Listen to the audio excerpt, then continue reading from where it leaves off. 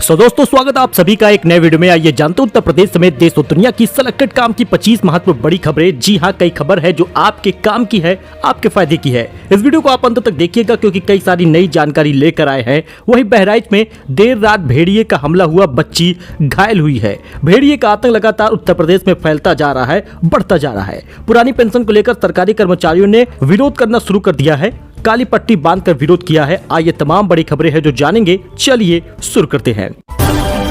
सुल्तानपुर के मोची रामचेत पर राहुल गांधी मेहरबान है। सिलाई मशीन के बाद अब जूते चप्पल बनाने को भेजा है सामान। रायबरेली सांसद नेता प्रतिपक्ष राहुल गांधी ने सुल्तानपुर के मोची रामचेत को सिलाई मशीन के बाद जूते सिलने का धागा, लेदर रैक्सीन, जूते चप्पल की सोल पेस्ट और सुई धागा इत्यादि सामान भिजवाया है। राहुल गांधी बीती 26 जुलाई को मानहानि केस में एमपी एमएलए न्यायालय में पेश होने जिला मुख्यालय गए थे। इसके बाद लौटते वक्त रामचेत की दुकान पर रुककर उन्हें मदद का भरोसा दिया था।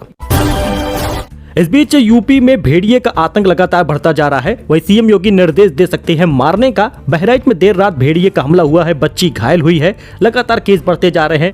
भेड़िया बच्चों को शिकार बना रहा है। उत्तर प्रदेश के बहराइच में भेड़िए का आतंक लगातार बढ़ गया है। देर रात भेड़िए के हमले से 5 साल की बच्ची घायल हो गई। बच्ची के इलाज के लिए सीएचसी महसी भेजा गया है।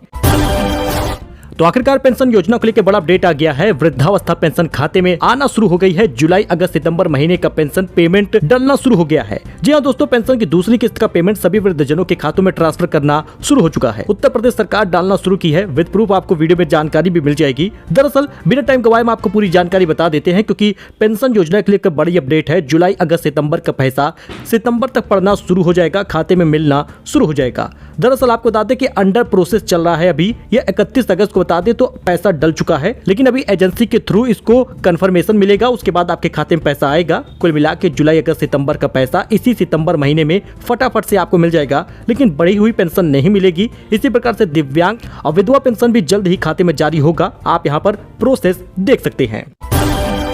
तो दोस्तों एलन मस्क लेकर आ रहे हैं नया टीवी ऐप, नाम होगा एक्स टीवी। नेटफ्लिक्स और यूट्यूब की चिंता बढ़ गई है। जी हां दोस्तों, आपको बता दें Elon Musk video streaming service लेकर आ रहे हैं जिसे एक्स टीवी के नाम से जाना जाएगा। दरअसल आपको बता दें यह एक सब्सक्रिप्शन बेस्ड टीवी सर्विस होगी जिस पर लेटेस्ट मूवी शोज का लुत्फ भी आप उठा पाएंगे। यानी कि इससे चिंता तो यूट्यूब की बढ़ गई है।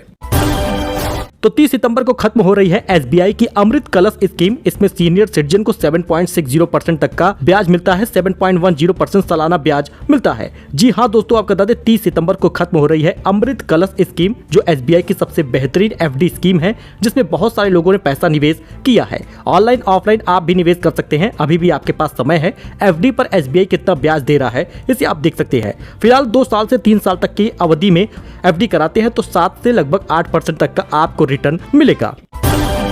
तो सोने चांदी ने दी एक बार फिर से बड़ी खुशखबरी। सोना चांदी के दाम में एक बार फिर से गिरावट आई है। सोना 102 रुपए गिरकर 71,409 रुपए पहुंचा। इससे पहले 450 रुपए अगले दिन भी सस्ता हुआ था। वही चांदी 2600 रुपए सस्ती हुई थी, एक बार फिर से 400 रुपए दाम गिर गया है। जी हाँ, सोना चांदी के दाम में लगातार गिरावट हो रही है। 10 ग्राम 24 कैरेट का सोना अब 71,409 का मिलेगा और चांदी 82,379 की मिलेगी। लगभग 3 से 3,500 रुपए सस्ता हुआ है।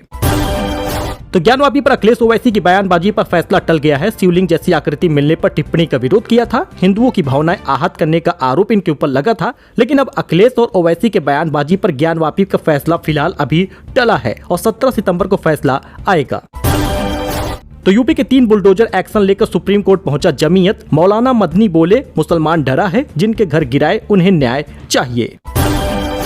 सीएम योगी को दिलाई गई भाजपा की सदस्यता। मुख्यमंत्री बोले 2 वर्ष में 2 लाख सरकारी नौकरी देंगे, 1 करोड़ निजी क्षेत्र में निकालेंगे। जी हां दोस्तों, भाजपा के प्रदेश अध्यक्ष भूपेंद्र चौधरी मंगलवार को मुख्यमंत्री योगी आदित्यनाथ और केशव प्रसाद मौर्य और ब्रजेश पाठक को पार्टी की सदस्यता दिलाई है।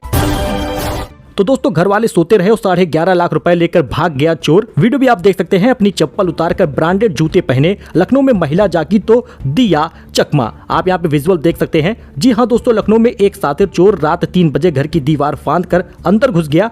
चुपके से कमरे में गया, सबको सोता देख दबे पांव घर को खंगाल डाला। अलमारी खोलकर 10 लाख रुपए की ज्वेलरी और सेफ में रखे 1.5 लाख रुपए नगद चोरी कर लिए। जाते जाते उसकी नजर एक ब्रांडेड जूते पर पड़ी तो उसका मन नहीं माना और वह चप्पल उतारकर ब्रांडेड जूता पहनकर रफू चक्कर हो गया। आप सारे विजुअल देख सकते हैं और जान सकते हैं कि किस प्रकार से लगातार चोरी डकैती शुरू हो चुकी है।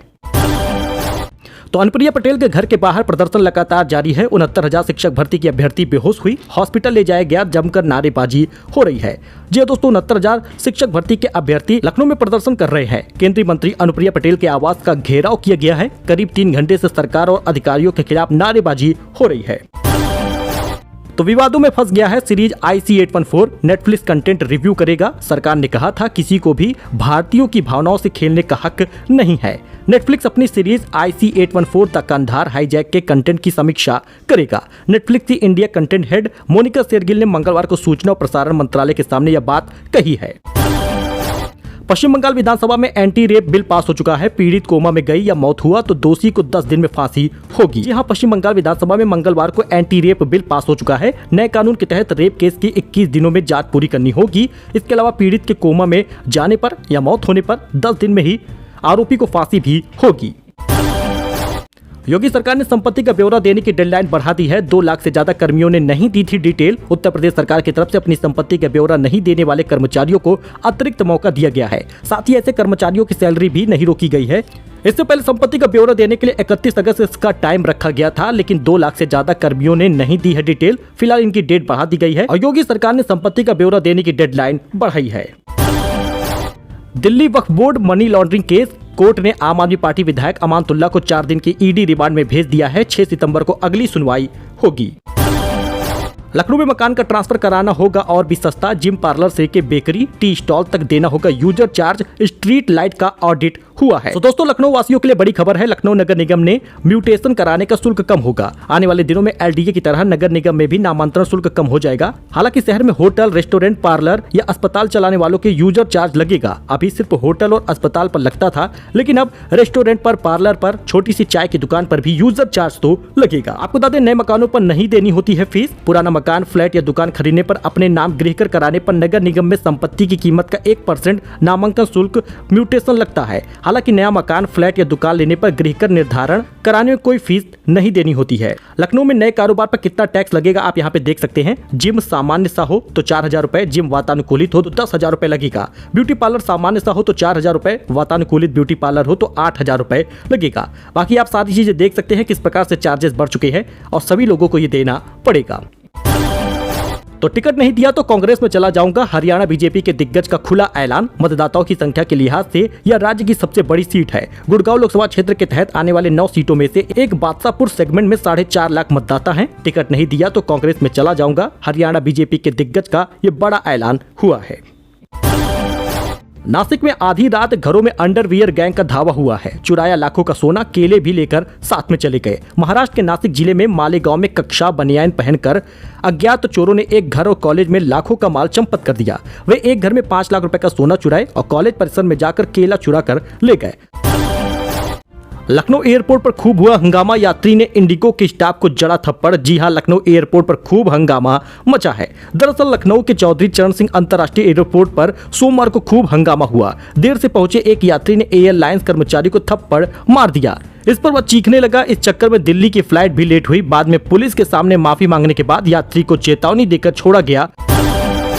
यूपी के ऐसे 2.5 लाख कर्मियों पर योगी सरकार का एक्शन। रोकी गई है अगस्त महीने की वेतन। यूपी के ऐसे 2.5 लाख कर्मियों पर योगी सरकार का एक्शन हुआ है जिन्होंने मानव संपदा पोर्टल पर अपनी संपत्तियों का ब्यौरा नहीं दिया। विभाग ने इन सभी कर्मियों का अगस्त महीने का वेतन रोक दिया है। योगी सरकार की सख्त हिदायत के बाद लगभग 2.5 लाख से ज्यादा राज्य कर्मियों के मानव संपदा पोर्टल पर अपनी संपत्तियों का ब्यौरा नहीं दिए। इस वजह से अगस्त महीने का वेतन उनका रोक दिया गया है।